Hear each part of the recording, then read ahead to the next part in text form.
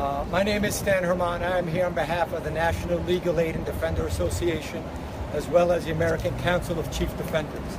NOADA, since 1911, has been devoted to excellence for quality legal services for people who cannot afford counsel.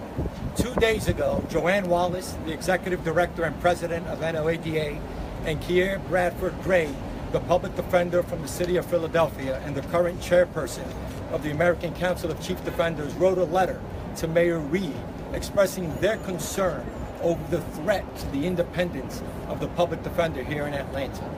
One of the 10 principles of quality indigent defense as set out by the ABA is independence. In fact, it is the first principle of the ABA, because the ABA, the NOADA, and all of the national associations understand that when it comes to public defenders, independence is paramount.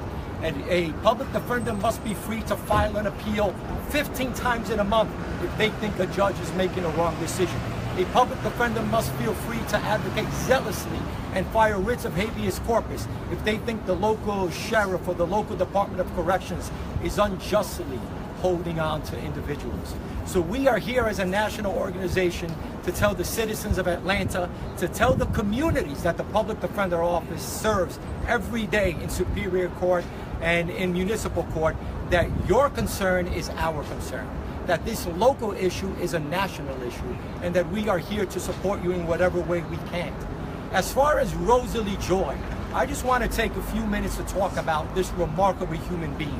She has been a public defender in the city of Atlanta for nearly 29 years. She has been the head of the office since 2010.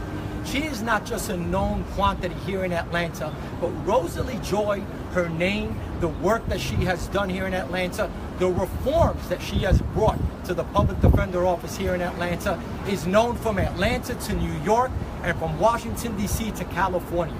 She has put the issue of debtors' prison on the map.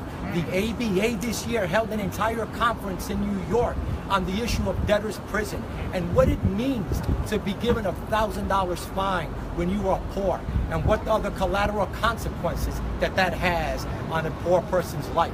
She's also been recognized by the Department of Justice. She has received a technical assistance grant from the DOJ to promote the work that she is doing here. And she recently was recognized by the MacArthur Safety and Justice Challenge. The MacArthur Foundation and the Criminal Justice Reform Movement awarded Rosalie $50,000 to support the work that she is doing. So Mayor Reed, our message at the national level is simple. There is no need to fix what's not broken.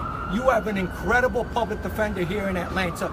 You have an incredible public defender in Rosalie Joy. And we know that you are a lawyer by trade, Mayor Reed. And so you understand the importance of an adversarial system. You understand the importance of representing all citizens of Atlanta zealously. Not just those who can't afford private counsel, not just those with means and resources, but poor citizens of Atlanta, many of whom I would assume supported you in your quest to become mayor of this city. So on behalf of the national organizations and the poor citizens of Atlanta, we're asking you to stand by them, to stand with all of your local community activists and support and reinstate Rosalie Joy as the permanent public defender for the city of Atlanta. Thank you.